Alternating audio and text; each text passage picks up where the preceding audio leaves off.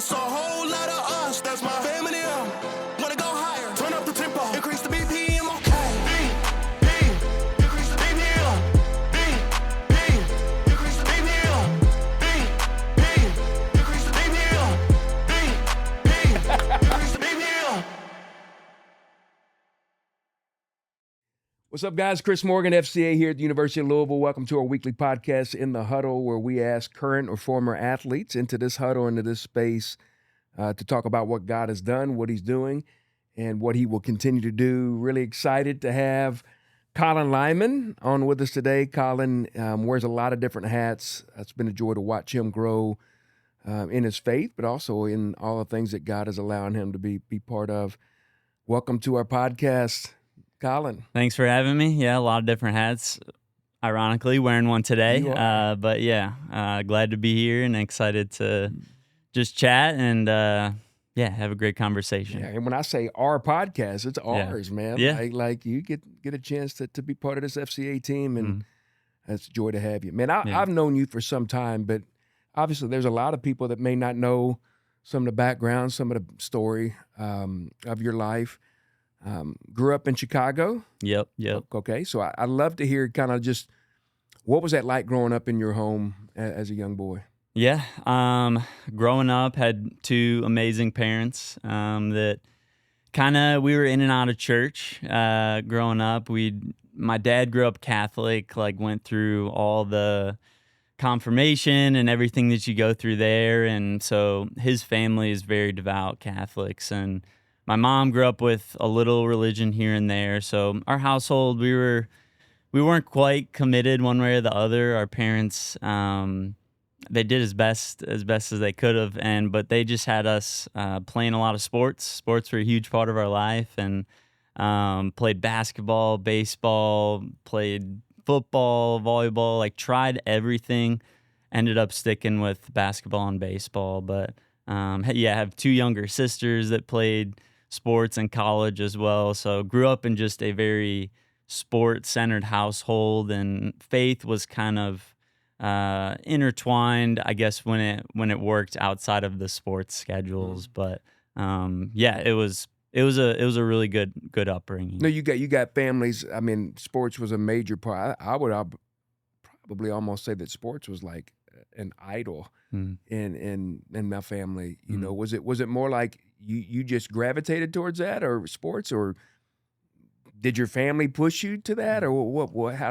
What's the reasoning for sports early? Yeah, I think they just saw my love for it, and they just saw me kind of come to life when I played sports. I remember my dad always talks about how in the backyard I'd be yelling for him to throw me balls like baseballs and, hey, make it harder so I can dive for it. And there was just these moments when I look back, it was something I wanted, because I just knew it brought me joy. I knew I was decent at it. And I loved the challenge of working at something, seeing improvement, bringing it into the game, and kind of seeing those results. Yeah, so basketball and baseball were the two ones that you kind of gravitated to the most. When did you realize that, man, I can play college at this? What did that recruiting thing look like, and desire to go to the next level? Yeah, so basketball, I ended up stopping. I played AAU travel basketball all the way through sophomore year of high school, and it was around then, probably freshman year, when I realized, okay, I could be okay at this. I remember freshman year, I wanted to play varsity. I actually had another friend who, I thought I was just as good as, who was playing varsity, and he kind of got the call. And I remember going into the coach's office and being like, hey, is there any way I can try out for the team, or what can I do to be on varsity? Because I just want a shot, give me something. And I remember I was so nervous to do that, by the way. My dad made me do it. He's like, you're doing it or I'm doing it. And I was like, well, you're not doing it. So anyways, I end up playing freshman. He's like, sorry, we don't really do tryouts. We kind of just make the team, and played half my freshman year and played pretty well enough to where they called me up to varsity, and ended up not looking back from there, and just got a cool opportunity. We had a really good team that year, went to state. And I think that's where I kind of got seen by some travel organizations, some scouts, and they were like, okay, this guy could be decent. He could be pretty good. So Yeah, what sport? What I mean, like not sport, yeah. position. What Yeah. position was it really? Did you? I mean, obviously you have a lot of different skills. Whether that's you're athletic is what I'm saying. And so where did you kind of gravitate on the baseball field? Yeah, I played a lot of catcher growing up, oddly. I was just big when I was younger, like taller, and I guess had a good arm. But the later I got in my career, I ended up trending towards the outfield. So in high school, I played center field all throughout my career, and loved just covering the outfield. Like I shared earlier, I've always loved just playing defense and diving for the ball and throwing guys out. So yeah, the center field's where I kind of So gravitated. you got this gift, man. Your skills starting to develop. People are starting to say, "Hey, you can do this at the next level." You're starting to get some looks. Where were some of the places that you wanted to go, and why did you choose University of Louisville? Yeah. So my whole family, just being Catholic, being from near Chicago, naturally they love Notre Dame. And so I'd been getting recruited by Notre Dame, have been looking at a few other schools in the Big Ten, Illinois, Vanderbilt, and Louisville. So it's kind of down more down to those 3 or 4 there. And Notre Dame, they had a lot of recruits the year ahead of me. So then Illinois, it kind of ended up being between Illinois and Louisville, and looked at the academics, looked at the baseball, like looked at development and just everything I could. But I remember going to Louisville on my visit and just meeting so many great people, including yourself. I remember my parents still vividly remember like sitting up in the press box with you, and just that conversation and the peace that they left with coming out of that. But yeah, I just remember thinking, wow, I'm going to be surrounded by a lot of good people if I go here. And I felt like Chris Lamonis was the one who recruited me the most at that time. I felt like he really wanted me there. And there's something to be said about being wanted, right? Like this staff is pursuing me. It's almost like a relationship. My dad always brought it back to that. He's like, you want to be in a relationship where you're wanted, like where the person's pursuing you. And so I felt that at Louisville. And after I wanted to go on some other visits, it's kind of like you have this great relationship and then you're like, let me see if these other relationships, and then you're always thinking about that first one. So yeah, I felt some peace. I felt just God really leading me. I didn't know it at the time, but leading me towards Louisville. Yeah, I remember meeting with your family up there as well, man. That's Dan and that whole program's done a great job of continually in the forefront saying you win in life with the right people. Yeah. You know, and I still believe that to this day. You Yeah. know, that they're a program that really they care about you. They care about you on the field, but they care about you off the field as well. So you chose University of Louisville. You pack up your belongings, man. You come south. What was that like coming on campus at the beginning? Yeah, it was, for baseball, they have us come in that month early, and that's a wake-up call in itself because you're away from your friends and family for the first time, and you're lifting twice a day. I'm drinking 6 protein shakes a day, like eating 10 peanut butter sandwiches every day. Like, I was a skinny guy, came in probably 150, like 6 foot, 6'1", 150, and they're like, we got to put like 20, 30 pounds on you. And I'm like, I don't know if I could do that. And so they pushed us hard, and it was really great. Zach Farrell was the strength trainer at the time. And yeah, it was school. We'd wake up, we'd go lift at 6, we'd shower, go to class, 2 classes, eat lunch, go lift again, and then try to practice baseball after that if we could feel our body at all. And but it was an adjustment, but I loved it because I really, really loved the process of just working at my craft and getting better, and just seeing that, and especially alongside guys that love that as well. It's just something about doing that in community. And again, didn't know it at the time, but you look back now and it's like almost all those guys played professionally. A handful of them played in the MLB, and still a few of them are playing today in the MLB. So just to be able to do it along just the best guys in the world, I feel like everyone says that, but I really believe God put me like in that class at Louisville, like for a bigger purpose than I realized at that Oh time. yeah, and man, as long as I've been doing that group of guys with baseball anyway. I mean, you can go Mhm. back to the '07 was fantastic, being the Yeah. first ones to go to the World Series. That was a close knit group, but Mhm. looking throughout, man, that's the group. Your group is the group that stayed together even now. I Yeah. mean, you're going to weddings, you're doing weddings, Yeah. that was just a close knit group. And you hate mentioning names, but you Yeah. got Chandler Dell and the Birdies, and you got so many people. Yeah. Zolak, Duval, Yeah. all of those guys is a really, really close group. Yeah. Why is that so needed, and how do you all continue to even be friends today?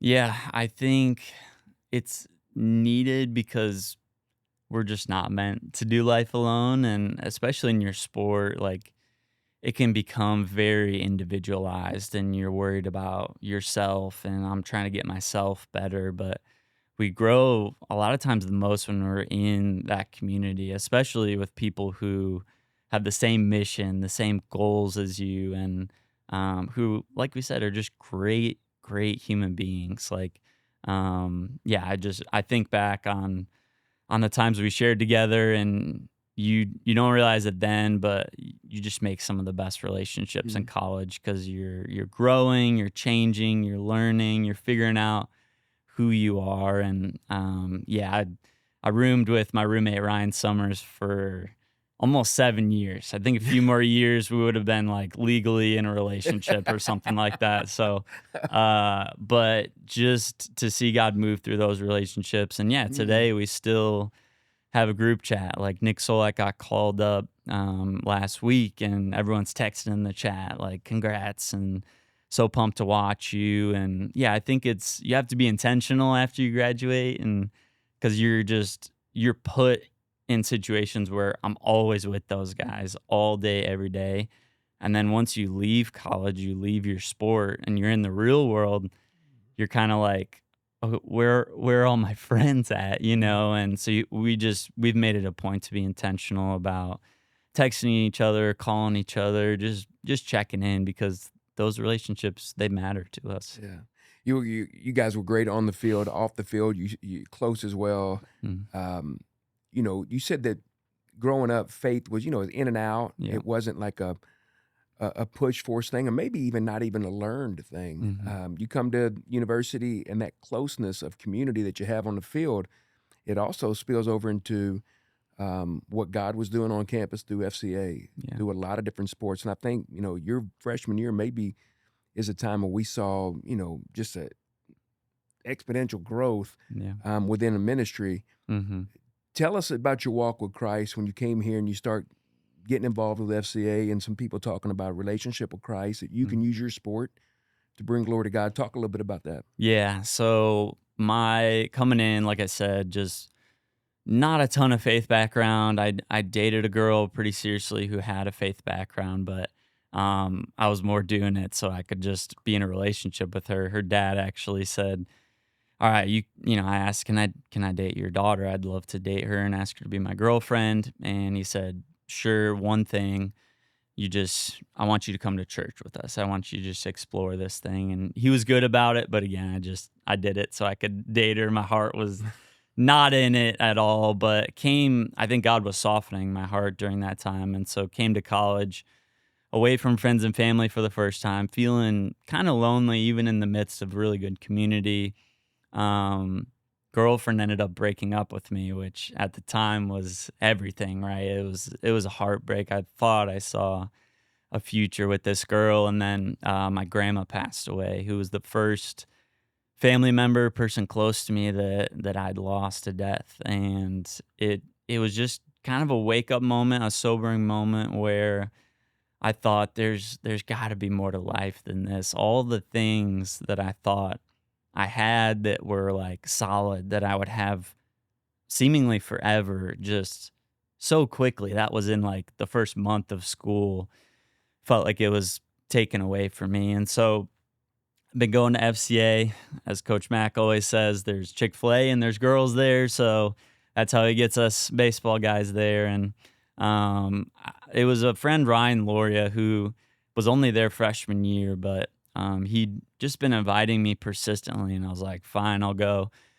So I go, and I don't know if it was my first or second time, but I heard a testimony, and I don't I don't remember who it was. I want to say it was Kelsey Dahlia now, but Kelsey Worrell at the time. And she just shared a little bit of her story, how she'd been through some really hard times, was in a similar situation to where I was at in that moment, and just how she went to God through that time, how she clung to Jesus. And I kind of thought like, wow, like I'd never heard that before. And so I remember you'd always put your phone number on the whiteboard, which was a bold move, by the way. But I texted you and I said, hey, like I'd love to meet and I just want to hear more about this guy named Jesus. And I still vividly remember sitting down in your old office in football with like the little stadium seating, and I just kind of poured my heart out to you, what I'd been going through. And I remember you just listening, and then you just sharing the gospel with me and asking if that's something I wanted to receive today. And said, yes, like, yes, that sounds like exactly what I need. And so hasn't been smooth sailing from there, as you could imagine. There's been ups and downs, and I haven't been perfect, but I'm so thankful I made that decision. Man, just hearing you relive that, it's great hearing you say that, but makes me feel like just overjoyed of the places that God has allowed me Mm. to be part of, just to be faithful to the message of Christ. And you received Christ, and man, I remember just you getting, because community is a strong word for you, Mhm. getting involved with people and not just letting that become lip service. Mhm. You start to become discipled. You start growing in your faith, meeting weekly, going through man, different books of the Bible and different studies, and this becomes your own faith. And not only are you taking it in yourself, you're leading others to the faith. You're becoming a Mhm. disciple maker, which is that's why we do what we do, is Yeah. where it just doesn't stop. Yeah. It continues to go on. And you say that life, it still hits you. You still have adversity. You don't accept Christ, and then it's a Yeah. perfect life. Talk to me about adversity. I mean, you mentioned your grandmother. You Mhm. mentioned breakups. What's some other things that you feel like, man, I went through this, and I clung to Christ, like you Yeah. watched Kelsey talk about. What's some of those things that maybe came through you, like, man, I'm glad I had Christ during this time. Yeah. I think unknowingly I thought, okay, I give my life to Jesus and he's with me and like I'm good. It was almost like I just say yes, and then almost the false assumption that life's gonna get easier, right? Which is probably the opposite of the truth when we give our life to Jesus. But went into my sophomore year. I ended up having a good freshman year after that. So I was like, yo, God is good. God is good. That's right. And so I'm like, yes, and have a good summer. And I'm coming back. And right, you're just thinking about, okay, I want to continue to build my draft stock, continue to like build my legacy and all this stuff. And go into my sophomore year, I'm a starter and have a brutal start to the year, like terrible. And like rightfully so, I find my way out of the lineup and never find my way back in there. And it was during that time I learned probably the most about myself that I'd ever learned. I learned what kind of teammate I was, what kind of person I was when things didn't go my way, what I really wanted, what my identity was in. And I just remember getting to such a low point. And I think my instinct, because it was my instinct my whole life, when things didn't go my way, like relied on myself. And I was like, I'm gonna fix this. I'm gonna work harder. I'm gonna push more and do more. And I think God was just telling me like, I just want you to rest in me during that time. And I remember praying, I don't know where I was, but I just said, God, like, I can't do this anymore. Like, this is too much for me to carry. And so I'm just going to give you my sport, this thing that had been mine my whole life. And I'm just going to see what you do with it. And I'm going to be faithful to you and to the gifts you've given me and cultivating those. But baseball's yours now, and good luck, because I'm not doing great. So, I mean, God's timing is different for everybody, but he worked really fast during that time to where I'd given my sport to him, genuinely my heart.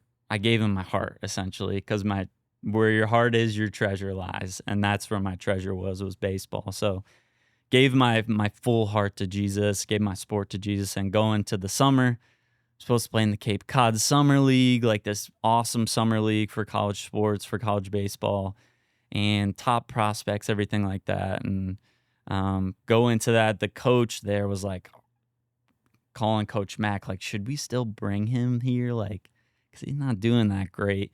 And I go and just play with such freedom and peace that the Lord gave me, and end up having an incredible summer, being like an all-star there. And I remember sitting when I heard my name called, and I just started to tear up. And everyone around me is probably like, what the heck are you doing? Like, you weirdo. But I just remember thinking, like, God is so good. Like, God is so faithful, and he hears our prayers. And like I said, it doesn't happen like that for everybody, but and I know God would have used that even if I wasn't an all-star or whatever. But I love that he gave me a story that could only have happened with him. Mm. So Yeah, man, that's what I'm saying. Like, Yeah. when you Christ became part of your life, it immediately took root, mm, and it started to bear fruit. mhm. It started to, you start to liken certain people to like certain people in the Bible. Mm. Like maybe it's disciples. And you weren't always the most outspoken, so to speak, or the loudest. Yeah. Not the loudest, but you were always outspoken. Mm. It's what baseball is, like a five-tool guy, man, where you can hit for power, you can hit for consistency, you got a good arm, you got good speed, you can steal bases, Yeah. you got a good glove, all of those things. And that's kind of what you are, like, in the faith. It's like you're like that disciple Andrew. Mm. Andrew doesn't get a whole lot of ink maybe, but every time you see Andrew, he's bringing other people to the faith. Mm. You don't get Peter without Andrew. Yeah. So it's just been cool for me to watch you.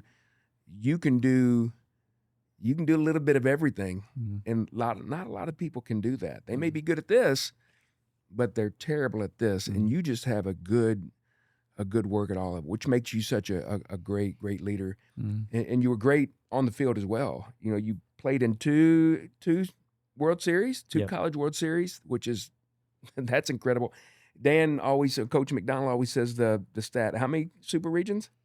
We hosted 4. 4. So you were in 4 super regions. Yeah. 4 super regions is a big deal. Yeah. 2 of those ended in like incredible heartache, Yeah. where I got to watch you, Yeah. come alongside your teammates in that. Yeah. You've been an FCA participant.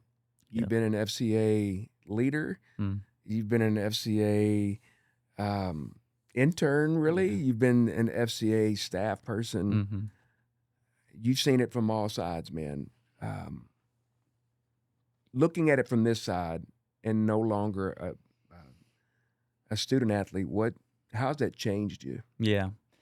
I think I'll say this, it was interesting going through that transition of I was an athlete, a part of it, to now I'm kind of this leader in it. But I think God gave me just such a unique perspective, having come in with minimal faith, gone through the process of giving my life to Jesus, being discipled, seeing the fruit that can come from that, seeing what that can do to a team.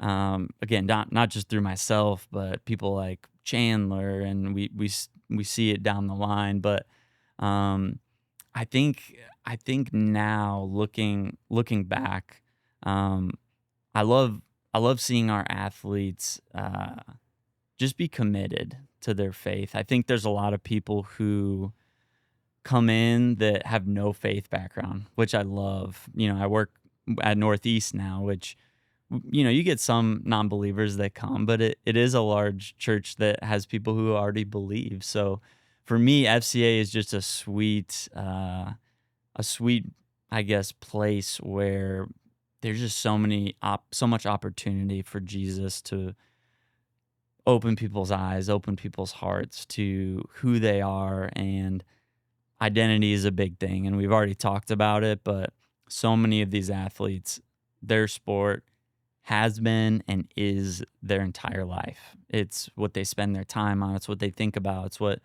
defines their success. So I think now having the perspective that you are not your sport and really helping athletes understand that, I think it honestly helps you in your sport because it just takes this weight off your shoulders that you've been carrying forever that only gets heavier the more successful, the higher you go. So, yeah, I think now I love sharing perspective and having been in their shoes, and hopefully they receive it well, knowing, okay, this guy's kind of gone through it. This guy he understands what I've been through. He's not just some random guy who played Little League baseball. Like, I've literally been in your shoes. So, yeah, I think God's been using that. Relationships have always been important to you, whether it's relationships in the locker room, relationships with FCA. One of the greatest relationships we can possibly have is our marriages, and God's blessed you with a great wife. The Bible says, "He that finds a wife finds a great thing." Wife of noble character is her husband's crown, man. Yeah. And I watch how you adore your wife, that you have that closeness of a relationship with her. Talk to us a little bit about what marriage and doing life with Estancia has meant to you. Yeah, it's meant the world. I mean, just having someone who, again, has the same goal, has the same mission, has the same authority in their life. I remember in college, my uncle told me look for some things, like write down some things that you want in a future relationship, and wrote a whole list down and ended up coming to 3 pretty simple things. Like, I wanted to be attracted to them. Like, sure, that's the first part. I wanted them to have a good personality. Like, I want to have fun. I want to be able to joke with you. I want you to be smart. But most importantly, I wanted them to have a relationship with Jesus, and for that to be number one in their life. And for a while, I had it in that order.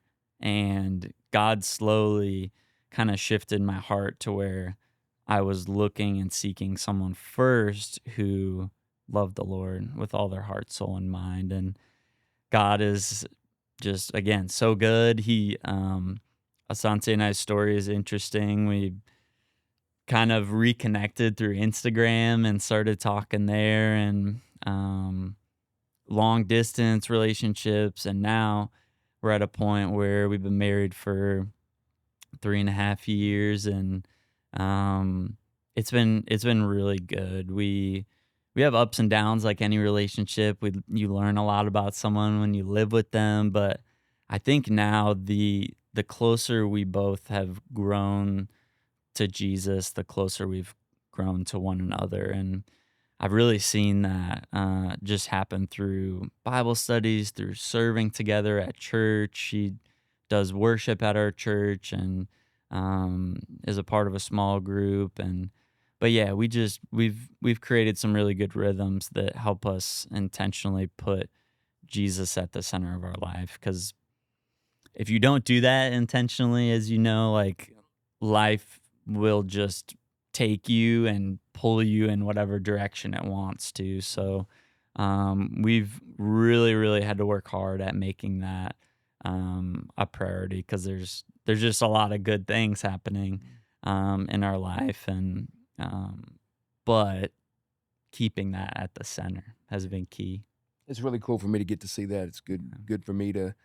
It just again reminds me of the faithfulness of God, because of many times that I've sat with you and prayed with you and heard your heart, like, and the Bible says, delight yourself in the Lord and He'll give you the desires of your heart. That's not like a rubbing of the genie, a lamp, and a genie comes out and you get your wishes, but it's like truly seeing you delight in who God is. Mm. And then a lot of times our desires really move towards what he wants for us, and seeing God answer your prayers,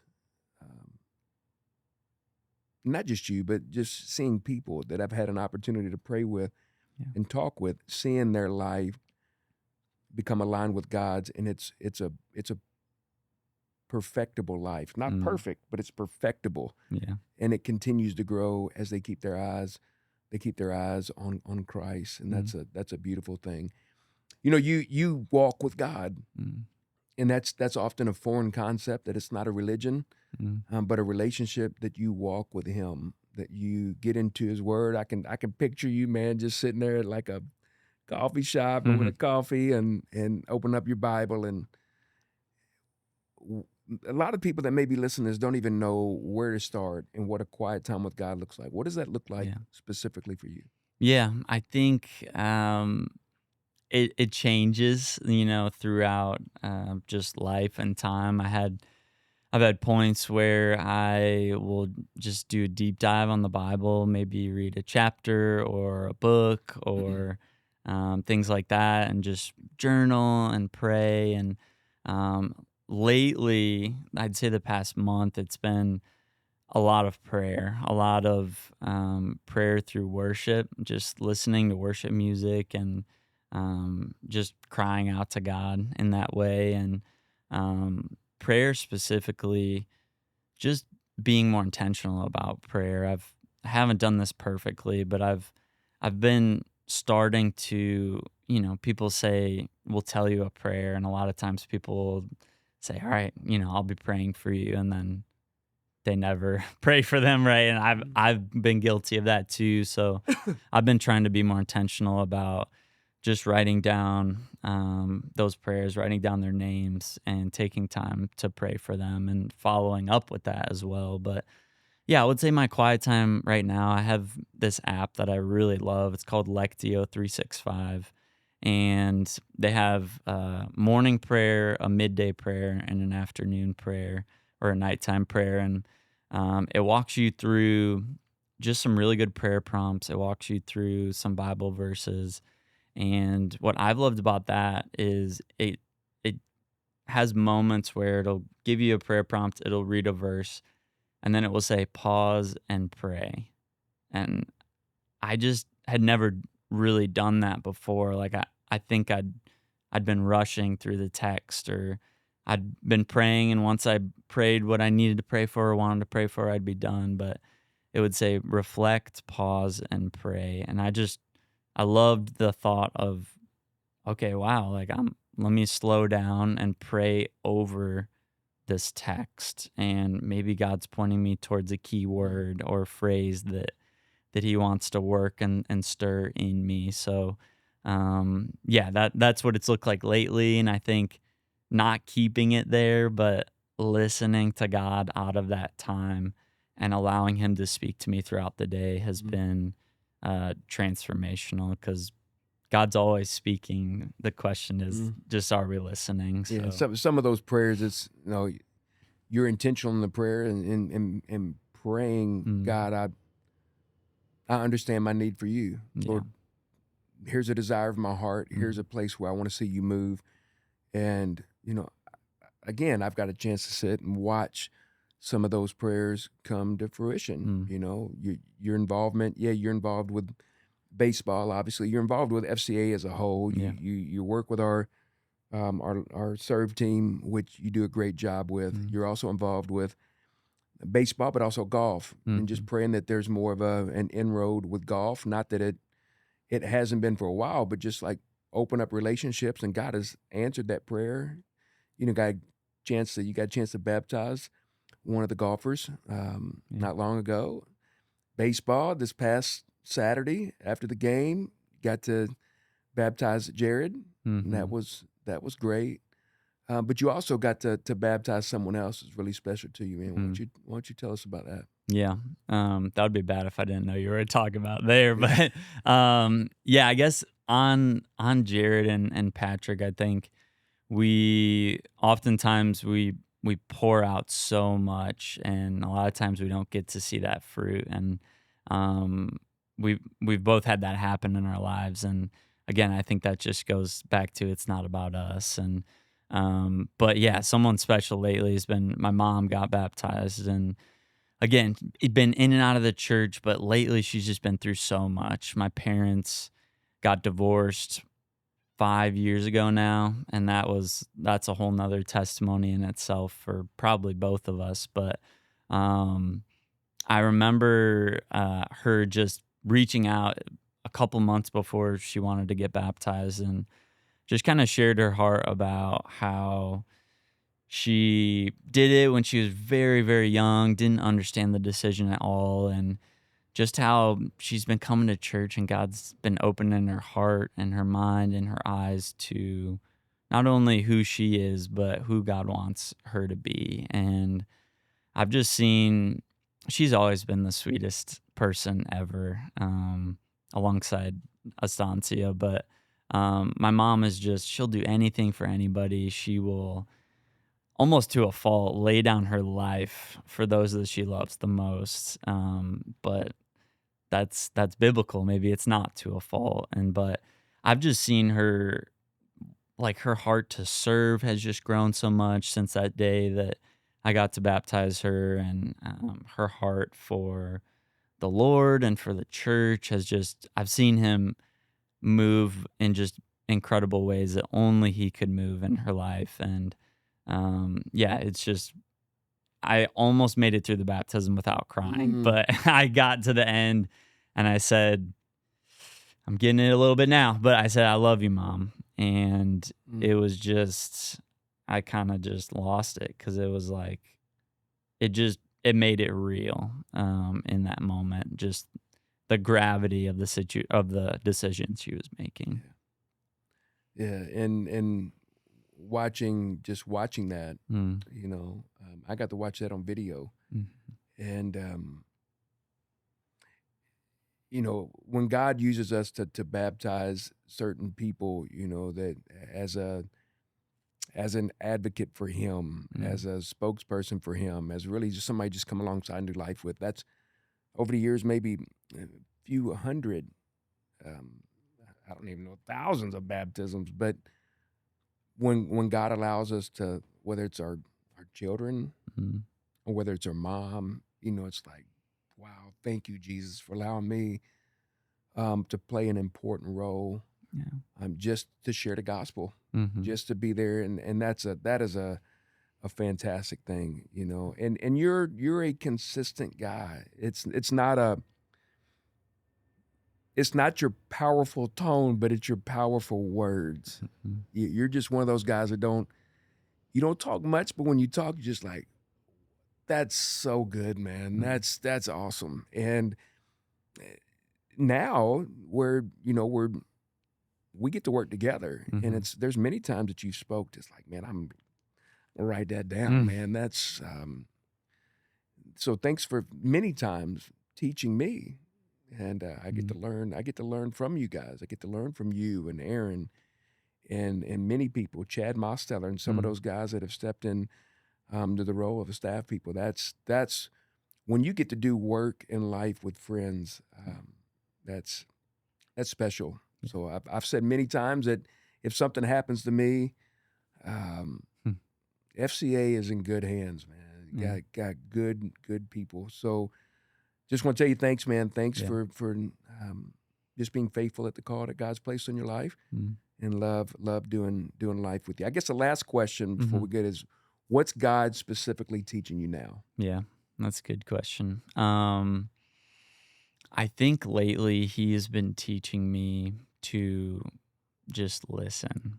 And I think I'd been hearing for a long time. I'd been hearing words and just even reading. Like, I think I'd just been grasping at, okay, what can I get out of this, instead of what is God trying to say to me through this. And it's been in quiet time, but it's even been in conversations. And it kind of lately, it started when I went to Passion. Just God started whispering. I just kept hearing, listen, listen, like through other people, through podcasts, through messages. Listen, listen, listen. And the more I listened, the more I realized I just hadn't been hearing what he wanted me to do. I think a lot of times myself, maybe other people, can feel like we're looking for these big moments in life, big moments where I can bless people or serve people or do this big thing, because everything just feels like it needs to be big. But I think when we look at the scriptures, when we look at Jesus' life, it's in the small moments, in the seemingly insignificant moments, that God just loves to work in his biggest ways. And so I've just been trying to look out for him in really small moments that I normally overlook, whether it's an interaction with a cashier, whether it's someone taking my order at Wagner's. Like, there's so many interactions throughout our day. I think we glaze over, or they just become so normalized that we just are like, God's not going to use that. And we might never say that, but that's the reality of our heart and our mind. So just been trying to be more faithful in listening to others, to the Father, to just what he's doing, and trying to be obedient in what he's asking me to do. Because that's the thing, when you pray or you decide to listen, is God's going to speak. So you better be ready to do something about it. Yeah, that's so good. Yeah.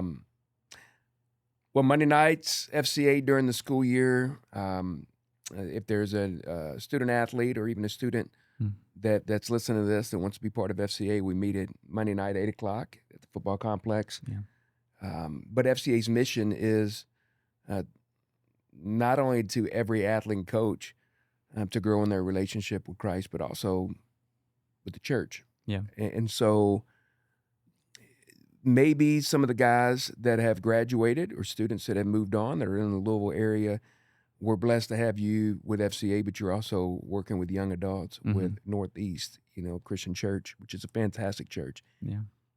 How may one get involved? Like, hey, that FCA is pretty cool, but we're talking about the same Christ. Yeah. At Northeast or Southeast or Highview or Sojourn or whatever churches that partner with FCA. How can someone get involved with what you are specifically part of with Northeast with young adults? Yeah. So we meet weekly at 9 a.m. At our church in the basics room. And what we do is pretty much a Bible study. And we'll have some people teach some week. We'll just do a deep dive some weeks where we do kind of the DBS method, where we ask, what's this show us about God? What's this show us about people? What's God trying to show me through this text? And yeah, it's just a great community of people.